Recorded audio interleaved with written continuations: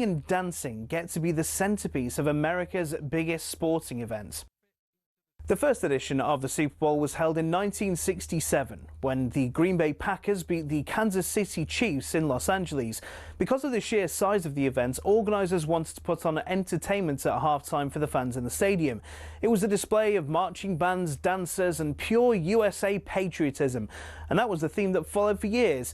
In the 1980s, the Walt Disney Company got involved and we started seeing some interesting and questionable displays. But we got our first glimpse of halftime shows to come in '93 when none other than Michael Jackson stunned fans with his 15-minute medley of his own smash hits. When he walked out on stage, he had to wait for the crowd's cheers to die down for about 2 minutes before even starting his first song. Diana Ross, Gloria Estefan, Phil Collins all starred in their own shows, as did Aerosmith, who performed alongside NSYNC. Things got a little bit out of hand in 2004 when Justin Timberlake and Janet Jackson produced perhaps the most famous or infamous wardrobe malfunction in history. Shows from the likes of Prince, Lady Gaga and Beyoncé are considered by critics as the best. To give you an idea of the scale of things, Rihanna's 2023 halftime show included roughly 800 people. These ranged from backing dancers to stage crew to camera operatives broadcasting to millions around the world. The whole stage for that show was built in roughly 8 minutes and was broken down and cleared away in the same time. The acts perform for free nowadays, even though the experts reckon it costs around $13 million to put on Rihanna's show. Artists know they'll rocket up the charts in the following weeks. Rihanna's average sales improved by 140% in the months following her performance. The Super Bowl halftime show will be a fixture in pop culture for years to come. So the question is, who next?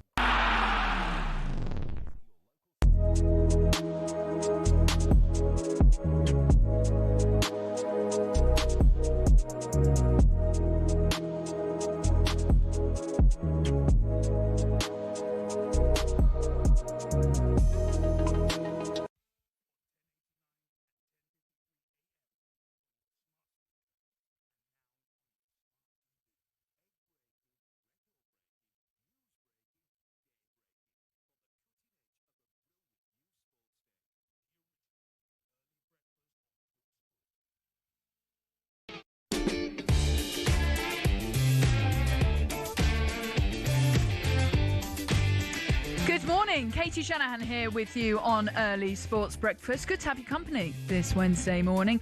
I'll be guiding you through until talkSPORT Breakfast, where the Breakfast Boys of Alan Brazil and Ali McCoy will be here at 6 o'clock. Really looking forward to seeing them. And it's a very good morning to Nick, who's in the studio. What's coming up on the show? Good morning. We'll start with a look at how all the home nations and the Republic of Ireland can qualify for the World Cup. That's what we want, the Brits and the Irish tearing it up in the States and Mexico and Canada. We'll hear from Daddy Ben and Eubank Sr. on their son's big rematch, and we're asking, who's been the signing of the season? Is it talkSPORT's Katie Shanahan? That's very kind, Nick. You can stay. Yes, we are asking you who is going to be your best signing of the season, because remember, you can of course get involved in the show. We'd love to hear what you're up to this morning as well, whether you're waking up out fishing. I know we not get a number of texts of people out fishing, or whether you've got a really long drive ahead of you. The number to call is 03717 2233 44, or you can text the show 81089. Right, let's get into it. So, Nick, best signing of the season, who are you going for? I'm hoping at Southampton it's going to be Oriol Romeu, who's just come back in. We got rid of him a bit too early a few years back. Big towering central midfielders. Obviously played for Chelsea and Barcelona, but he loves Southampton and he's back.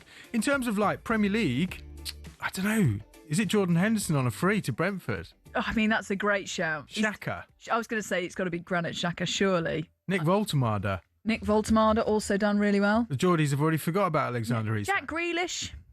Yeah. He's in the top 10, though. Is he? I reckon, in terms of best signing of the season. And also, we don't want it just in the Premier League. I love the FL, so let's really broaden this out. There's been loads of brilliant signings. Who's delivered for your team, I think Granit Xhaka's got to be up there. Or I mean, even when we all heard him go, well, not heard him, but saw him go from Bayer Leverkusen to Sunderland, those people are thinking, what's going on here? Yeah. And he's delivering, he's using his experience and leadership qualities to just really galvanise that team. Very impressed. And if you're listening and you play on a Sunday team and you've picked up some particularly hot talent for the weekend, text in, let us know. 81089. Right, Nick, thank you very much for now. You'll be back very shortly. Okay, as it's the international break, we are asking you, can we get all of the home nations and the Republic of Ireland to the World Cup? Well, probably not, but it is still possible.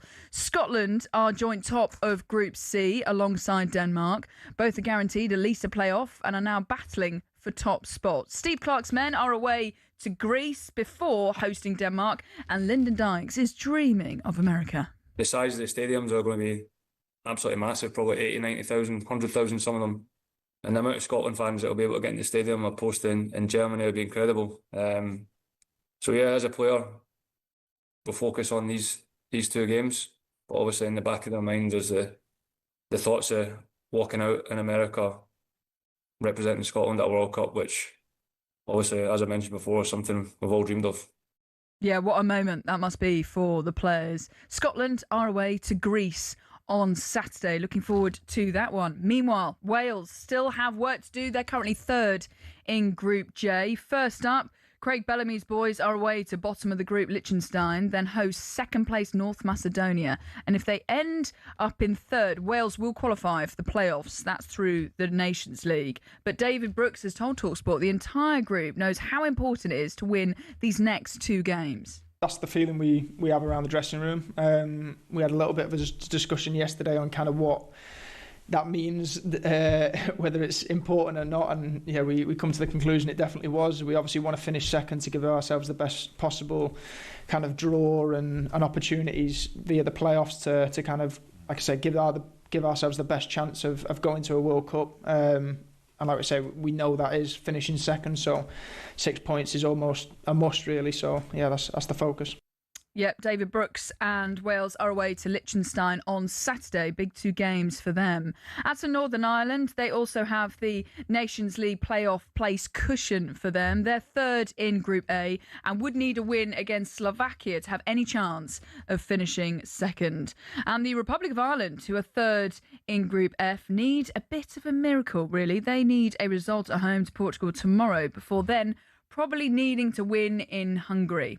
As for Portugal, they can seal their qualification with a win over Ireland, and Cristiano Ronaldo has finally revealed when he'll retire from international football. It was in a video call to a Saudi Arabian summit on tourism and investment. Cristiano Ronaldo confirmed at the age of 40 he's got one World Cup left in him and said he will retire soon. Definitely yes, because I will be 41 years old, and I think will be the moment, and in a big competition, that I don't know yet, as I told you before, I'm enjoying the moment, but when I mean soon, it's really soon, because I give everything for football. So just looking at Ronaldo's goal tally here, you feel as though he's not going to retire until he's hit that 1,000 goal mark. He's currently on 953 in 1,295 games. So I think once he reaches that goal tally, 1,000 goals, hits another record, you feel as though he will retire. But you've potentially a couple more years for Ronaldo, but it will be his last World Cup. Well, Ronaldo's former Manchester United teammate, Louis Zaha, was on drive yesterday, and Zaha was at Old Trafford when Ronaldo arrived there back in 2003. And the boys asked Zaha if he thought Ronaldo would still be playing 22 years later. Not really, because he was very honest back in the day. The way he was kicked in the Premier League at the first few years, he didn't think that he would last that long. But after he realized that his fitness and all his kind of ambition that he planned as build something amazing. And I can see year after year that his eyes is full on records, getting more accolades. It's amazing to have this obsession, and I can see that this guy will never stop. Yeah, never stop, but he will stop, you would think, in the next couple of years, 1 or 2 years, but you've just got to credit how incredible. He just keeps himself in such good shape, takes a lot of focus onto his recovery as well. I was looking at his kind of what his day looked like. He gets up at 6 and he has like 2 naps. He goes to training. He really, really puts a lot of focus on his recovery, which he has to at 40 years old. Meanwhile, Lionel Messi says he's still hopeful to play a part for Argentina next summer, but has told Catalan newspaper Diario Sport he doesn't want to be a burden on the team and is keeping tabs on his fitness day by day. As for England, they are already qualified. They have Serbia at home and then Albania away as Thomas Tuchel recalls Jude Bellingham and Phil Foden to the squad. Now, we've been talking about who the next England captain will be once Harry Kane retires. Harry Kane is currently 32. He's probably got, the next World Cup, and then you would think the 2028 Euros, as that is being held here. And Bukayo Saka's been telling us about Declan Rice's leadership qualities. He's not only a great player, but he's a great leader. Obviously, he was captain at West Ham and even around Arsenal. He's a big leader. He's a guy that, takes a lot of responsibility in the change room and gets the boys going. So credit to him for that. And of course, he's doing that here now as well. So it's just a credit to him. He's in really good form, really good moment, and happy to be his teammate. So Bukayo Saka speaking about Declan Rice there, who I think we can all agree is a fantastic leader for Arsenal and really galvanising that team and doing a wonderful job ever since he's arrived at Arsenal, really. Many think that Jude Bellingham, despite only being 22, is the England captain in waiting, though. And England new boy Alex Scott already looks up to Bellingham.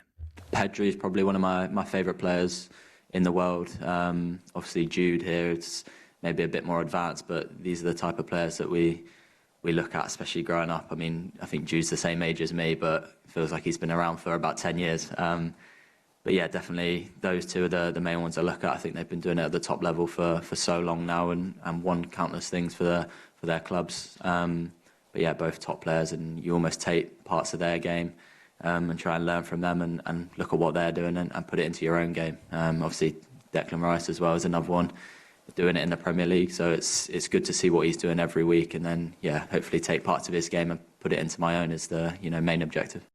Lovely words from Alex Scott there, speaking about Jude Bellingham and also Declan Rice. Jude Bellingham, a great role model, what he's doing over at Real Madrid, and whenever he speaks you sit up and listen. You feel as though he's trying to say and do the right things for the England team, and could be, and would you want him to be the next England captain? Harry Kane is 32, World Cup on the horizon. He'll have the captain's armband then, maybe for the 2028 Euros, as that's here. But after him, who would you want as your next England captain? Declan Rice, got lots of leadership qualities and certainly showing that on the pitch for Arsenal and England as well. Jude Bellingham as well. He's only 22 though, so he might be one in waiting. But after Harry Kane, he'd be a little bit older and have more experience under his belt as well. But there are reports I've been reading this morning that in England's leadership group is currently Harry Kane, Declan Rice, John Stones and Jordan Henderson. Thomas Tuchel speaking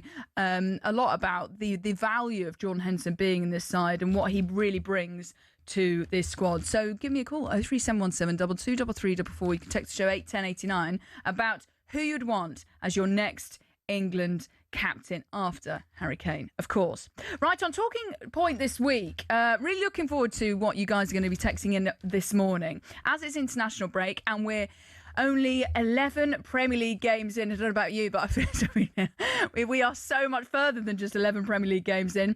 But it gives us a chance to reflect on who's been the best signing so far this season. Who's come in, hit the ground running and delivered for your team. For example, I would say Granit Xhaka's got to be up there. He's been a great signing when he swapped Bayer Leverkusen for Sunderland. I was thinking at the time, wow, what's he doing? Bayer Leverkusen were flying at the time.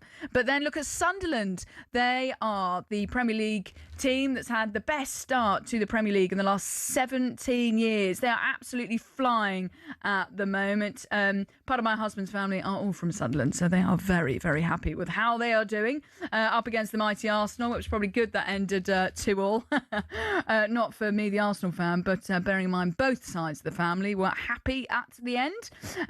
But Granit Xhaka just using his experience to lead that Sunderland team, and which is so important for a newly promoted side. So, and he's also, you would have to argue, looking like he's one of the best number sixes in the Premier League at the moment. So, who is your best signing so far this season? You can give me a call, 03717 223344. You can text the show 81089. Lots of people thinking, potentially is it Jack Grealish? You got Donnarumma, he's done pretty well for Manchester United. Zubimendi, he's done pretty good for Arsenal, hasn't he? Come in from 60 million. But Granit Xhaka for me, or Jordan Henderson on a free as well. But for me, I think it's got to be Granit Xhaka. We've had it one. Oh yeah, here we go. Good. Here we go. We've had a couple of texts in already.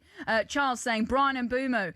He's been world class at Manchester United. That's a great shout. Him and Mateus Cunha has also been brilliant. Brian Mbeumo for Manchester United. What a signing he has been. So give me a call, 03717 223344, and who has been your best signing so far this season. Right, Katie Shanahan here with you this Wednesday morning. Coming up, we'll be taking a look at what's making the morning's back pages and hear from our rugby correspondent Alfie Reynolds on who's in the England camp. Good morning.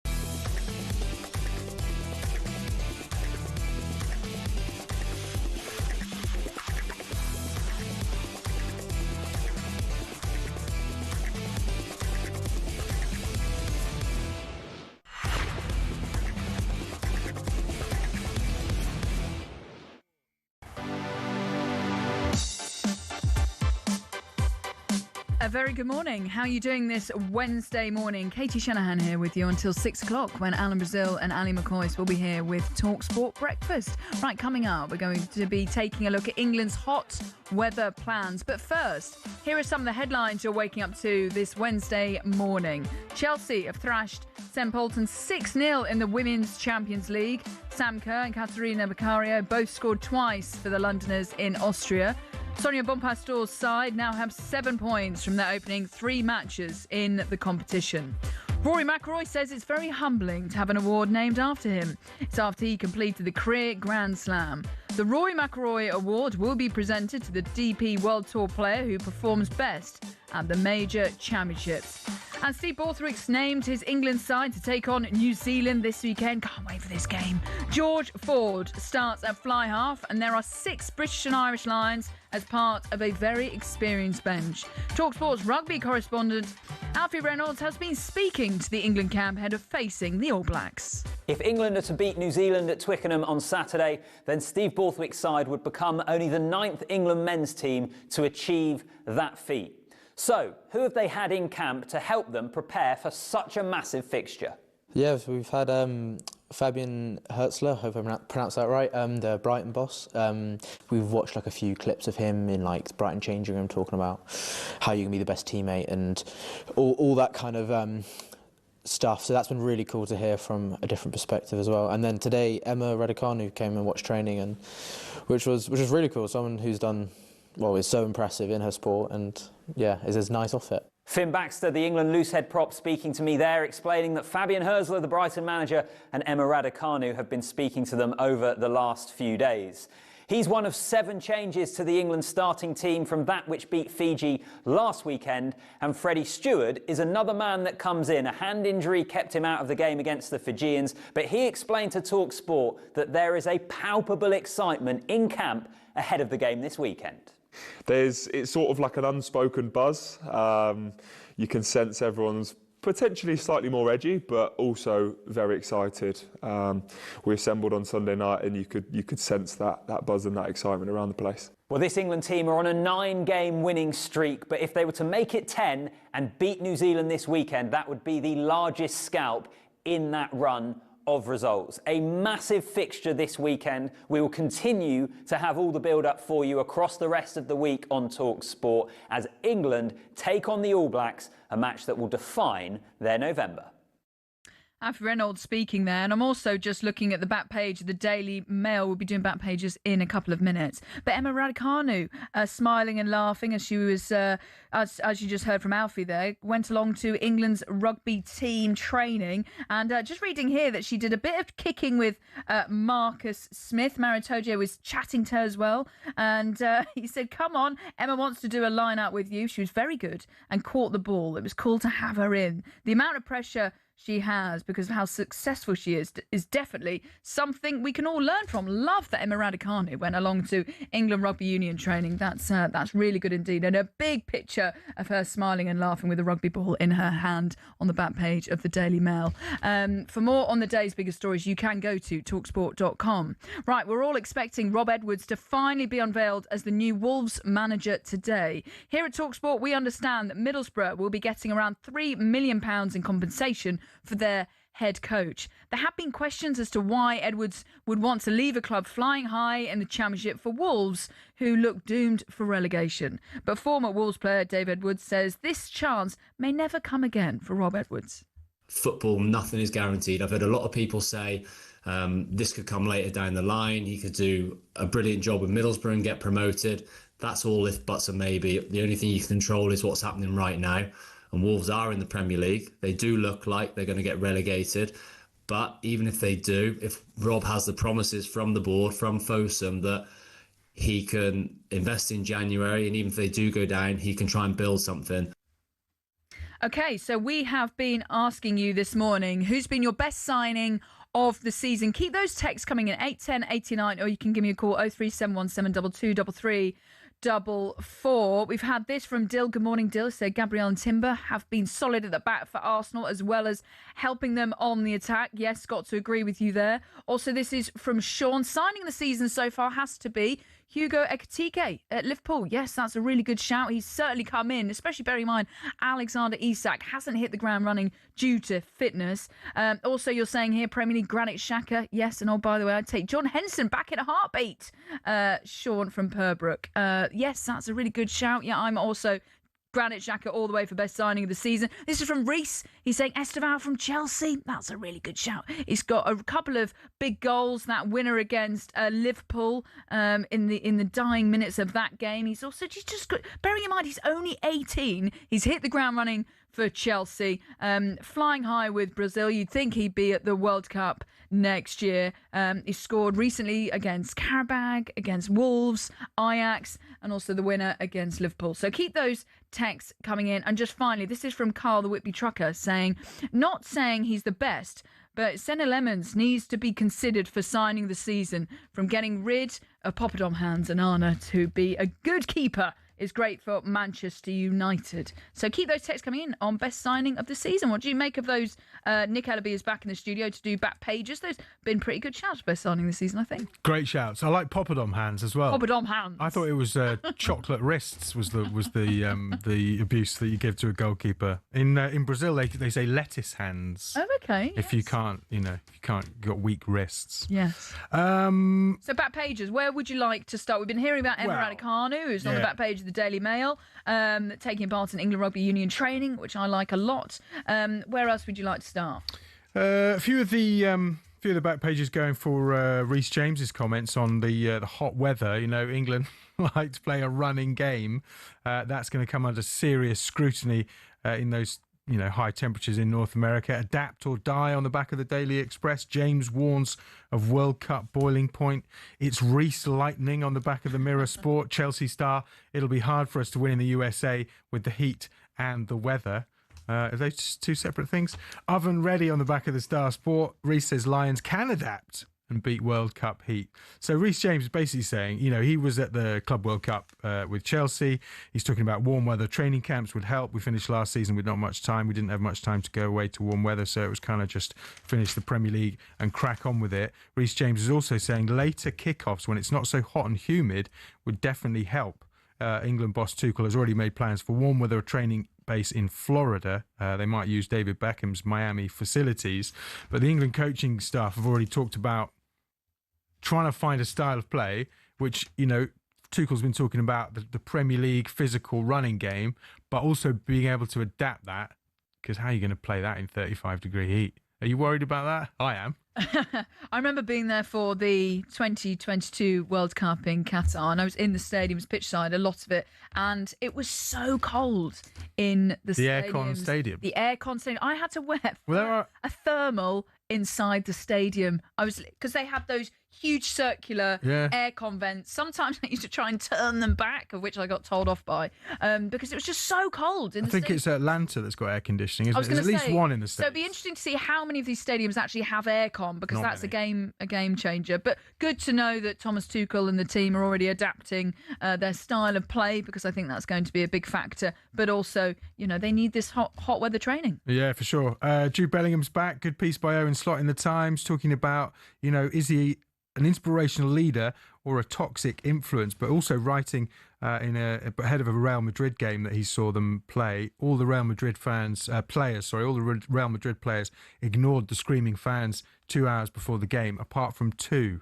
Fran Garcia, who used to play for Rayo Vallecano, and Jude Bellingham. Just a wave is all it takes. Screams of applause come back in return. That wasn't hard, was it? So, saying that Bellingham potentially is that leader that England look for, is a good guy. One of the greatest tests of Tuchel's leadership. Slot's writing, can he really harness him? He wants a contributor. What he's got is a natural protagonist, a serious assassin. What he really wants is a World Cup winning England team. His best chance of getting that is getting the best out of Bellingham. I mean, Bellingham's got to play in the 10, hasn't he? That's what Thomas Tuchel said. He's said recently that he wants Jude Bellingham in at that number 10 role. Phil Foden, not a winger. He wants him to play more centrally, a 9.5, I think he said. Yeah. So it's how they can work together in that central role, but you've got to be getting the best out of Jude Bellingham, who personally I think always speaks very, very well. Bearing in mind how many difficult questions that are put to him, I think he always carries himself extremely well and is a great role model for England. And like Alex Scott was saying, he's the same age as Alex Scott pretty much, but it feels like he's just been around for ages. Just very quickly, Raheem Sterling, victim of another break-in when him and his family were at home. This is on the back of the Daily Mail, Kieran Gill exclusive. Masked men tried to break into Sterling's house. His family escaped and unharmed. A police report has been filed. It's not known whether the perpetrators thought that he would be at home or not, but it's such a horrible thing to happen, and hope him and his family are all right. Yep, well said. Right, Nick, you'll be back very shortly. That was a review of the morning's back pages with Nick Ellaby. Katie Shanahan here with you this Wednesday morning. talkSPORT Breakfast is coming up at 6 o'clock with Alan Brazil and Ali McCoist. Right up next, we'll be hearing from Nigel Benn and Chris Eubanks Sr. ahead of their son's rematch this weekend.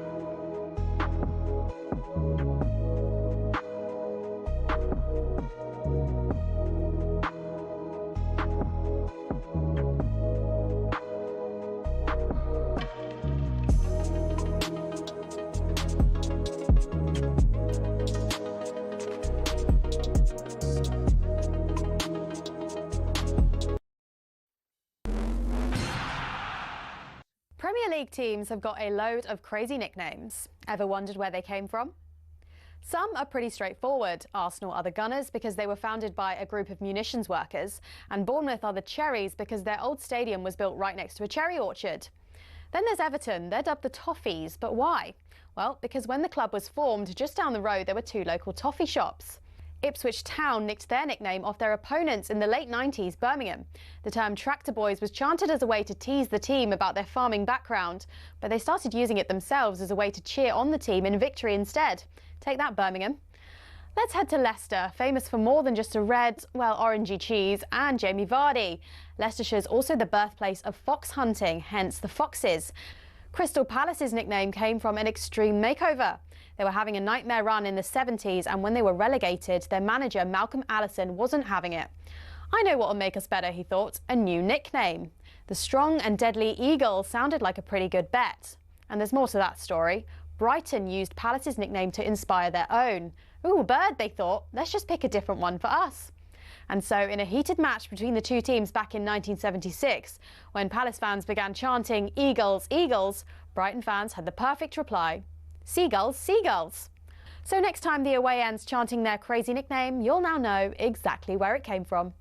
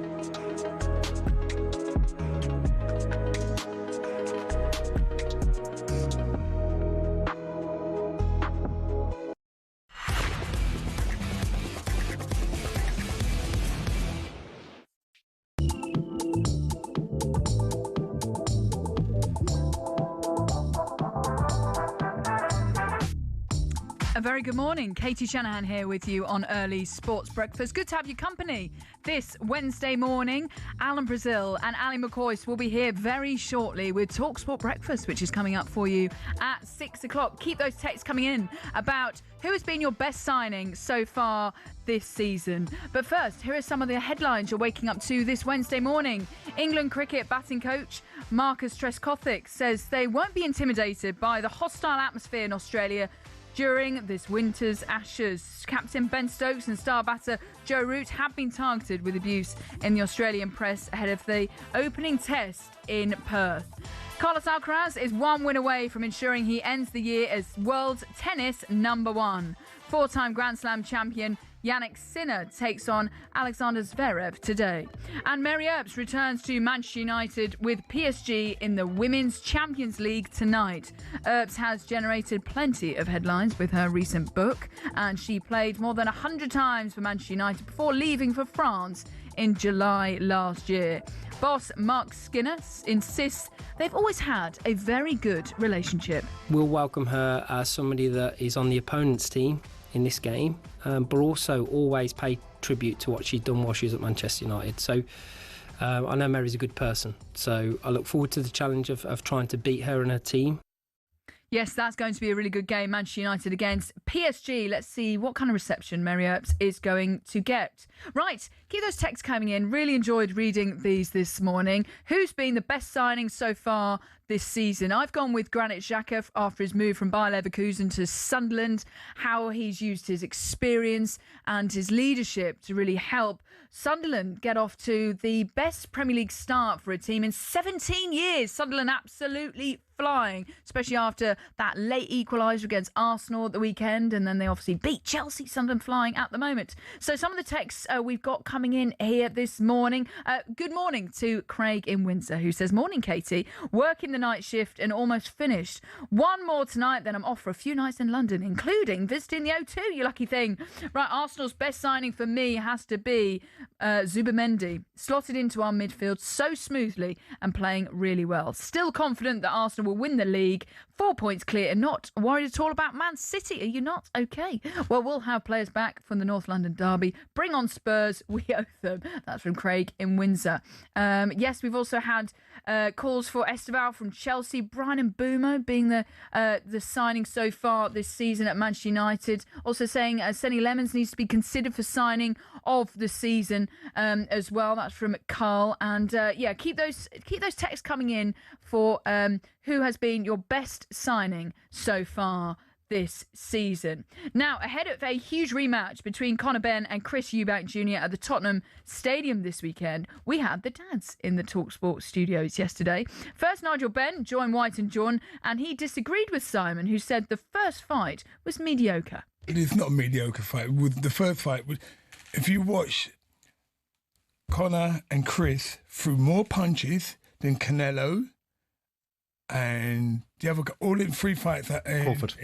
Not Crawford. The other Oh, fight. William Skull. Yeah, that William Skull and all the guys all of them, Haney, all of them.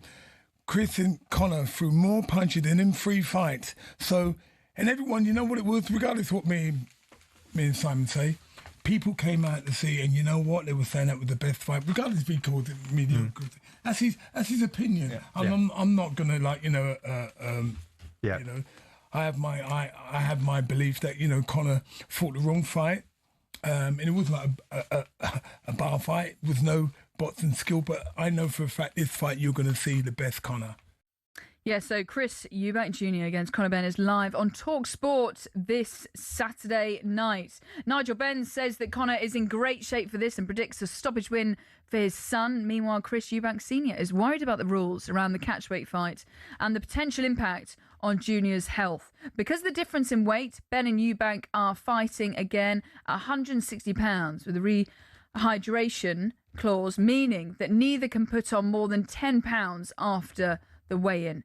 And Eubank Sr. thinks that boxers need more protection. If you hold the people who have jobs to keep us safe to account, hold them to account.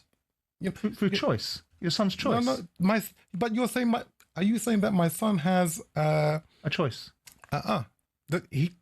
Actually, there isn't any choice. He shouldn't be fighting at the weight because it's against the rules. What rules? The rules of weight. He's a 160 fighter, has been for 7 years. And Conor Benn isn't. He's a 147 pumped up welterweight. What's it got to do with the price of cheese? What it has to do with the price of cheese is the fact that he is 147. He isn't 160. Well, we're not talking about Conor, we're talking about Chris. But you're the one that's saying boiling Chris down's the problem. Now you're being hypocritical. No, I'm not. I'm asking you to account for what you've said. What I'm accounting for is the fact that the weights are wrong. If one is at 147 and one is at 160... You went out weight classes. Again, this is not the point. You know what? I should have been protected. I went up... From yourself? Yes, right. We're fighters. Right. So are you saying you should be outlawed by the industry? Is that what you're saying? Yeah, that's what you're saying. No, that's the rules of the... No weight class moves. That's right. Yes, can't wait for this one. Chris Eubank Jr. against Conor Benn is live for you on talkSPORT this Saturday night. Right, it's time for this. It's a front page throwdown. Oh, what a move! The front page is first on the early sports breakfast. talkSPORT. Nick Ellaby is back in the studio, and you've got some big stories on the front pages from boffins. But where would you like to start? Huge boffin news. You know I like to keep an eye on what the boffins are up to. I do. Have you ever had a seagull nick your chips? And my ice cream, actually. Where? The ice cream down in Cornwall, I think we were at Padstow. And I think they must just sit on the wall waiting for everyone to come out with an ice cream. And I kid you not, he took the whole scoop. I only had one scoop, and he flew down, and I was too busy talking to someone, turned around, and this huge seagull just scooped, pun, my ice cream scoop out, and then I had to go get another one. Unbelievable. They're massive, aren't they? They are actually massive. You know what? Have you ever done the game where someone, I don't know if this is a game, but if you were an animal, what animal would you be and why? Yep. I was called a seagull. Why? Because you nick everyone's food? No. Apparently I just give off seagull vibes. But that was genuinely about 8 people said, oh yeah, I can totally see that. Shanhan the seagull, what's that about? Just poking your nose in everyone else's business. Hanging around by the back of the bins. Yeah, exactly. Well, shouting at seagulls makes them more likely to leave your food alone. Boffins have found. Right? Boffins at the University of Exeter looked at different ways of deterring the birds from approaching a box of chips on the ground. This is tested scientifically across 9 seaside towns in Cornwall. There you go. They played a recording of a male voice shouting the words, "No, stay away, that's my food." At the same time, a voice speaking the words, or birdsong of a robin. And they found nearly half the gulls exposed to the shouting flew away within a minute, it says here. A minute's enough time to basically eat all of your chips. Yeah, exactly. But what they're saying is, you obviously go and if you want to run over, but if you shout at a seagull, it's going to help. But you've got to see it coming. That's the problem. They kind of swoop in from any angle. Yeah. And it's gone before you know it. That's the trick. Absolutely. Also, you're going to look a bit mad if you start Shouting at seagulls. shouting at seagulls. Get away from my food! Well, it works. Yes. What else have you got from Boffins? Well, I think that's probably all the Boffin news for today. When you go to the bar, are you really... Do you try and get served as quickly as you can, or do you keep an eye out of who's in front of you and then say, no, this person was first? I do let whoever was in front of me go first, but I always go straight to where the cashier is, because then obviously that's when they go to the next person. So I always try and go close to that, because I'm like, I'm going to be next in line. However, I do think it's fair to let someone, if they've been waiting long, and normally as a woman, lovely gentlemen go after you, and you're like, no, it's okay, you were here first, and they go, thank you very much. So, it's actually quite nice to let other people go ahead of you if they've been there first. You kind of got to play it by ear sometimes, haven't you? If it's really busy, like Friday night, just get in there. Also annoying when someone has a massive order and you're like, you know what, I just wanted a lager shandy, thanks. Is that your order? That is my order. Lager shandy? Yeah. You don't have a lime in it, do you? No, I don't, just a lager shandy, yeah. A family claims their holiday to Spain was ruined by rude bar staff who served Spanish guests first, while Brits had to queue. Frankie and Johnny James, both 33, flew home 2 days early from their £1,800 Costa Brava stay. Johnny said, we all had paid the same amount, but the Spanish were getting a better service than everybody else. Can you believe that? 2 days early? Yeah. It's a bit much, isn't it? It's shocking, isn't it? Just get on with it. Do you know your neighbours' names? Yes, some of them. Many Brits don't know, apparently. 69% prefer to be civil rather than close with their neighbours. Although previous chats have been had about family jobs and schools, 21% can't remember them. Do you know your neighbours? I know some of my neighbours, but yeah, some come through rentals, so it depends on who's new and who's come in and who's been staying there the longest. Tricky in the city. Just finally, Celebrity Traitor star Joe Marler reckons he spent half his fee on clothes, and the producers would not let him wear shorts. He got 30 grand. He had to run around spending half his fee on a new wardrobe. Do you think adult men should be allowed to wear shorts? Depends on what time of the year. Well, he says he wears them all year round, but he said... Aren't you freezing in the winter? That's just a silly decision. He's a big man, I don't know if you've seen him. Yeah, I've seen him. Yeah. It doesn't mean his legs don't get cold. I find if you keep the vitals warm, your legs are all right. I quite like wearing shorts, but it's not a great look for a Definitely, not in the winter. middle-aged man, No, is it it? just doesn't look right. Depends how You've got big your to legs wear are. for the weather to make you look appropriate. So if someone's on TV wearing shorts in middle of January, you don't listen to what you're saying. You're thinking, why is that bloke wearing shorts? I don't mean on TV, I just sort of mean in life, generally. In life. Yeah. I think men... Does your husband like to wear shorts? Not in the winter, because I'll probably say, why are you wearing those? Okay. Fair enough. We know who wears the trousers. Very good. Is that all from Boffins? I think that's about it, really. Okay, great. I mean... And your best signing of the season was, again? I tell you what, Chris, the Arsenal fan, called in and he said, outside shout, maybe not best of the season, but a great signing, Christian Mosquera. Oh, yes. The, under-21s Spain captain. I think Arsenal paid 12 million for him. Brilliant stand-in if anything happens to Saliba or Gabriel. So that's not a bad shout. That's not a bad shout. I still think it might be Jordan Henderson on a free, Jordan Henderson on a free, or João Palhinha, obviously joining on loan. Yeah. Tottenham, he's done pretty well. Jack Grealish on loan from Everton. He's got quite a few. I still think it's... Nick Voltemade, like you said, Newcastle started pretty well. Worst signing of the season? We could be a... Xavi Simons? Yeah.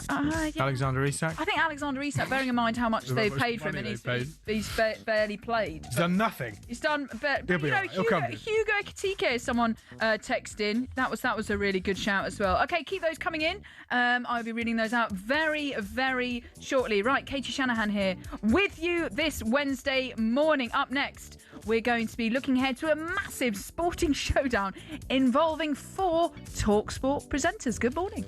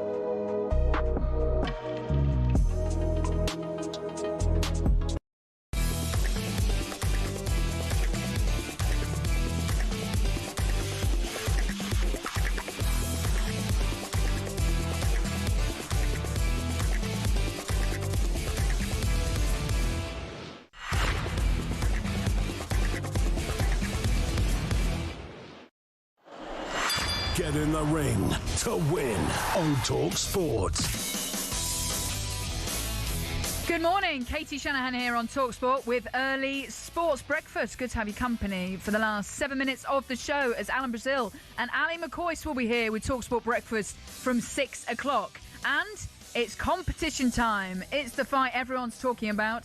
And thanks to talkSPORT, it could be your weekend sorted. Yes, there's 1 day left for your chance to win 2 tickets to the huge Chris Eubank Jr. versus Conor Benn rematch, which is live at the Tottenham Hotspur Stadium this Saturday. You'll also enjoy a night in a 5-star London hotel and £5,000 spending money. The perfect weekend for you and a friend. So don't miss out. Here's how to enter.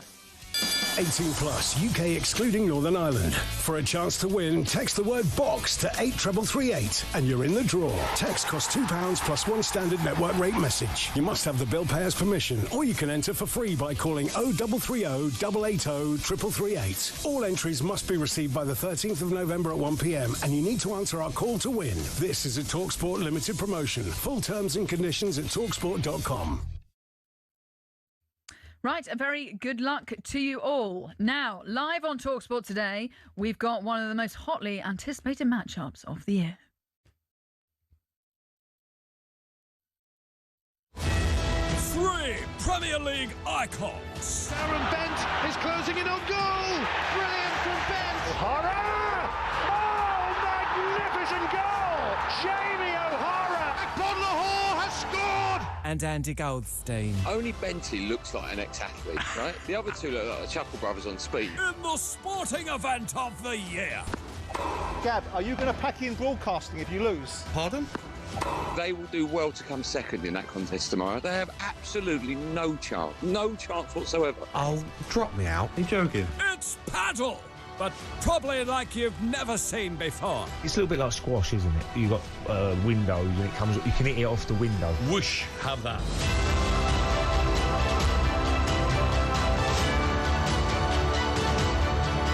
Live on Hawksby and Jacobs this afternoon, the Drive Boys of Andy Goldstein and Darren Bent will take on Gabby Bonlahor and Jamie O'Hara at paddle. Can't wait for that one. Right, here are some of the texts you've been saying this morning about best signings. We've had a couple here saying Thiago from Brentford, 8 goals so far this season. That's from Daz. Also Dubravka Say Burnley lots this season, lots more. Oh, this is very kind. Thank you very much to Kate in Bolton. She goes, good morning, the lovely Katie. I think the best signing this season is talkSPORT's Katie Shanahan. You can stay. Thank you so much, Kate in Bolton. Also another one here from... another text here. Gosh, Esteval from Chelsea, from Reese. Also, a big shout out to Phil, who says, long drive this morning, just leaving Newcastle for Exeter. Wow, good luck on that drive. Hope you've enjoyed the show. Right, here's what's coming up on breakfast this morning. We've got former Newcastle defender Warren Barton, who will discuss their poor league form. We've also got lots of build-up to Conor Benn against Chris Eubank Jr. And we'll have the 17-time Cheltenham Festival winner Nico de Boinville. We'll be talking about new horse racing documentary Gallop. You've been listening to Early Sports Breakfast with me, Katie Shanahan, Alan Brazil and Annie McCoy. Are on the way next with talkSPORT Breakfast. Have a great day.